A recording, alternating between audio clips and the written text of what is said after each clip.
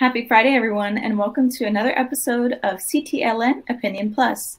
As you know, this is a space for our opinions where we talk about current events and questions the Latino community are curious to know. Today, we are joined by Commissioner Beth Bye, Beth was appointed as Commissioner of the Connecticut Office of Early Childhood in 2019. Welcome, Commissioner Beth, and thank you for joining us today. Hi, I'm so happy to be here. Thanks for having me.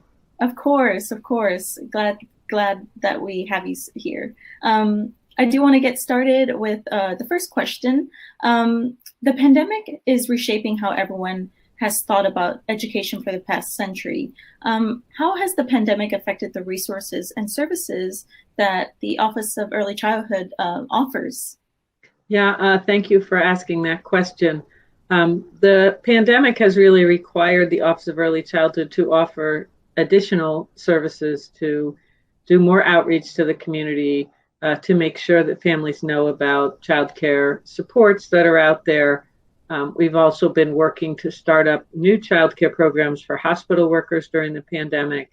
And also right now, we're just initiating a program working with the workforce boards to give parents who are in job training and training programs through the workforce boards childcare in their communities so they can get retrained, because as we know, there are a lot of jobs that have gone away during the pandemic, and childcare and transportation are two of the biggest barriers that families face when they're trying to get job training or a new job. Of course. And the Latino and other communities of color don't have as easy access to amenities such as internet and computers. In this climate, most education is taking place online. What resources do you have to ensure children are receiving equivalent access to education right now? Yeah, I'm so glad you asked that. We have been working, Governor Lamont assigned about $4 million to the Office of Early Childhood, and we are working with our home visiting providers, our birth to 3 providers, and our preschools to make iPads ready, and iPads that actually have 3G built in, available to families who, because of comorbidities, they're concerned about sending their children to school, but they also may not have access. And so it's still just a few thousand iPads. It's not as many as we need, we know, but it's a start, and it will be focused again for those families that have 2 challenges. One is the child may have an illness and can't be in school and risk getting sick, or there may be another family member, maybe an intergenerational home where the child going to school and coming home could put a grandparent or aunt or parent at risk. So we're focused on making sure we can have technology to support those families. That's great to hear. And can you speak a little bit about, I know you mentioned birth to 3 and home visiting. Can you elaborate on what those services Sure. programs are? Absolutely. One thing that happened during the pandemic we found is that as schools closed and childcare centers closed, not as many children were getting referred to birth to 3. Birth to 3 is a program for young children that have some special needs. They might need help with their speech. They may have some physical challenges, maybe some cognitive challenges, and we know that early support can make a big difference. So Birth to 3 and OEC have been reaching out to try to reach families to say, if you have concerns about your child, call 211. And there's experts there who know about child development, who can talk to you, and if there are concerns, refer you to have someone from Birth to 3 come out and check out your child in a very supportive way, because the key to Birth to 3 is they know they don't have any magic. Their job is supporting parents supporting their child. So that's really their focus. So there is a 211 child info line that can help parents who may have concerns about their child's development, and maybe their child can't go to preschool, where they can ask a teacher or a director, check out my child. So parents know a lot, and they can have those conversations if they have concerns. So that's what Birth to 3 is. Home visiting is a program when families are facing tremendous challenges maybe a parent has a premature baby, maybe you have a teen parent, you have a family that is struggling to recover from addiction. And there are programs, again, in Connecticut through home visiting who can come out and support families, and those come through OEC too. One thing I like to say again and again is that when you have concerns, calling 211 is a really good move, because they're really set up to let families know what's available, and they have English and they have Spanish if you need translation support. Well, that's really great. Low income and Latino families tend to have a hard time finding inexpensive, high quality care for their children. What kind of resources do you have available for those low income and Latino families in regards to childcare?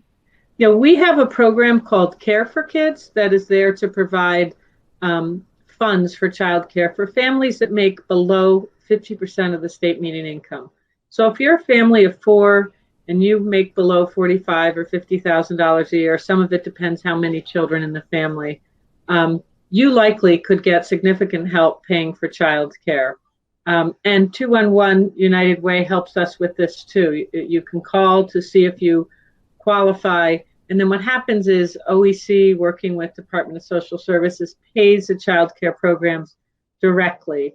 There is sometimes a parent copay, but it's significantly less than paying yourself. And this program is open right now and accepting new applications. And so for people that need help with childcare, they can call. One caveat in Connecticut is you have to be working to get help with childcare, which puts parents in a jam if they're looking for a job and they need childcare to help with that. But like I said, if you're engaged with a workforce board and going back for retraining, you're going through Department of Labor, for the first time ever, we have some spaces that are available in neighborhoods now. We're also working hard at the Office of Early Childhood to support more family child care homes, which are smaller child care programs, maybe 3, 4, 5, 6 children in someone's home who has a license. I think you want to make sure as you're looking for childcare that you can find licensed childcare. And we're working to support more family childcare homes that can help parents who have transportation challenges. If you don't have a car and you need to bring your child to a childcare center and then get yourself to work and then get yourself back home, that can be really hard. So we're working hard to develop more programs in neighborhoods where childcare is in short supply. And we've been able to support about 33% more programs since the pandemic happened because of some philanthropy dollars that we got to support family childcare homes in neighborhoods. Wow, that's really good to hear. That seems like an improvement.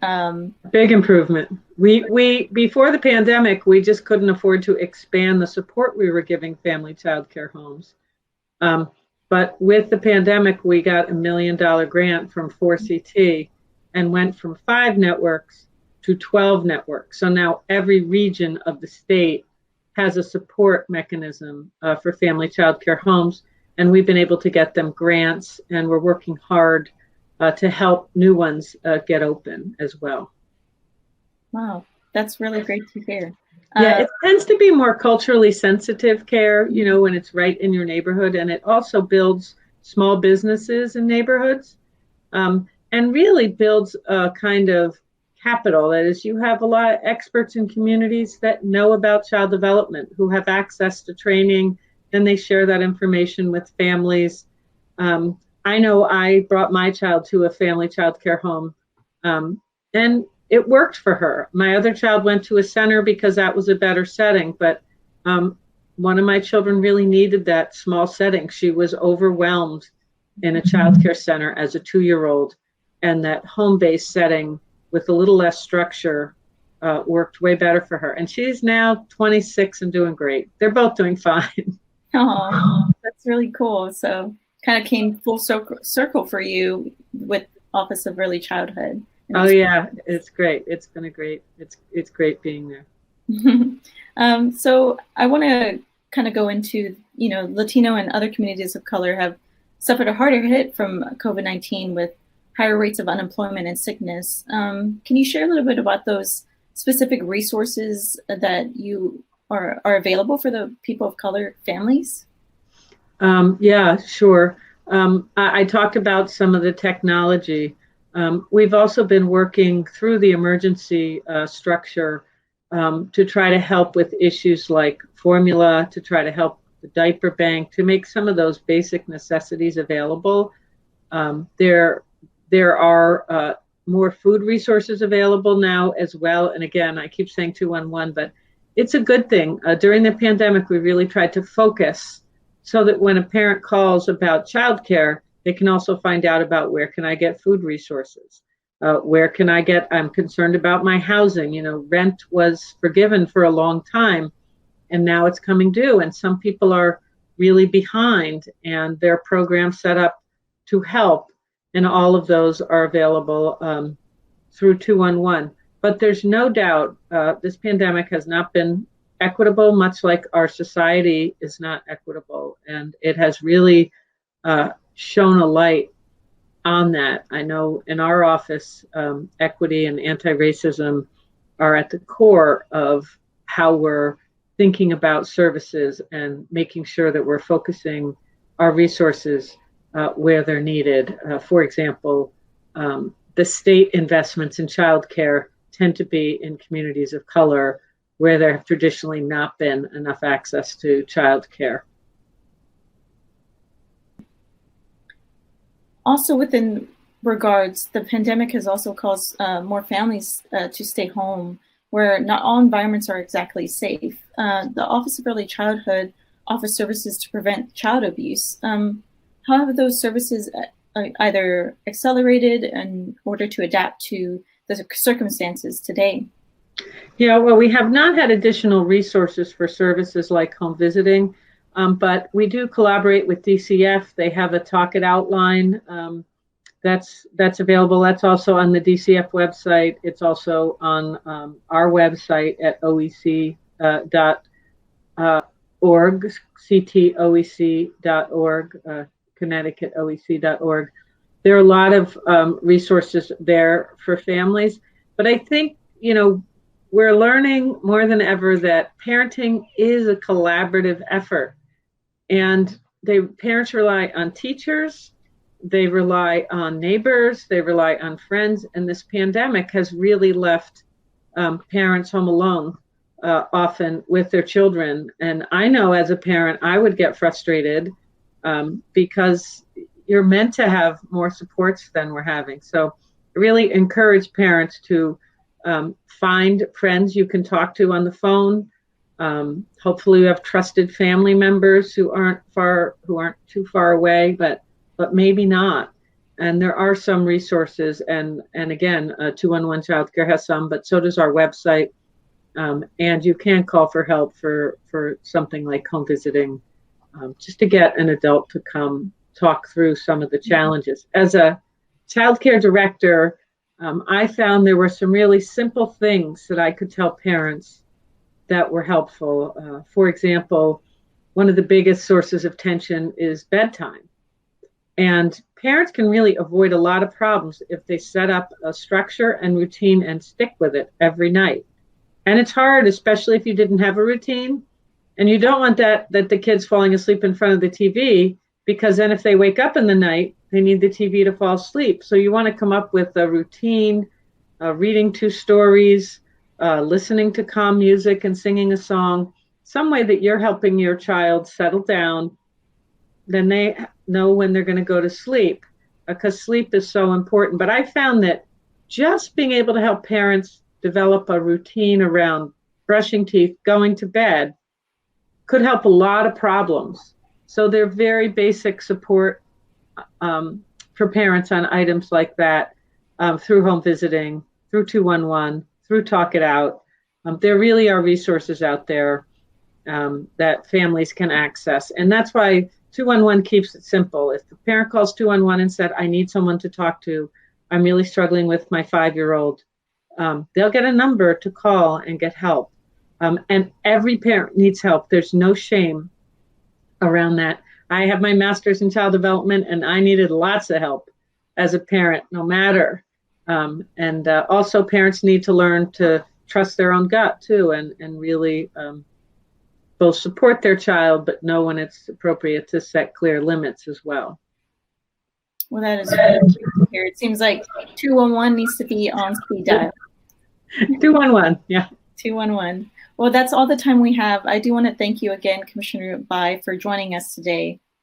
Thank you. I'm just so grateful for the state of Connecticut and for organizations like yours that are working to make it better and help families and children. Well, we appreciate to hear that. Thank you so much. Okay, bye-bye. Thank you for talking with us, Commissioner. Tune in next week for another episode. Follow us on Twitter at CT Latino News and Instagram at CT_Latino News. I'm Abigail Arredondo with CTLN Opinion Plus. See you next time.